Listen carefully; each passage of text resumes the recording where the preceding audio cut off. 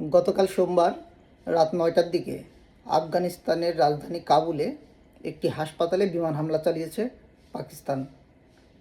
হামলায় অন্তত ৪০০ জন বেসামরিক নাগরিক নিহত হয়েছেন এবং আহত হয়েছেন প্রায় ২৫০ জন। হতাহতের সংখ্যা আরও বাড়তে পারে। অমিদ আসক্তি নামের ওই হাসপাতালটিতে মূলত মাদক নিরাময়ে চিকিৎসা দেওয়া হয়। এ ধরনের হামলা আমরা মূলত দেখতাম ইসরায়েল করত।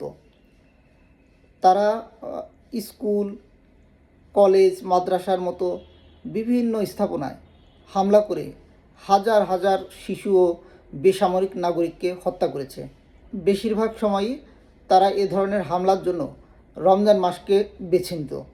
গতকাল ছিল ২৭ রমজানের রাত, অর্থাৎ শবে কদর এই রাতে হওয়ার সম্ভাবনাই বেশি থাকে।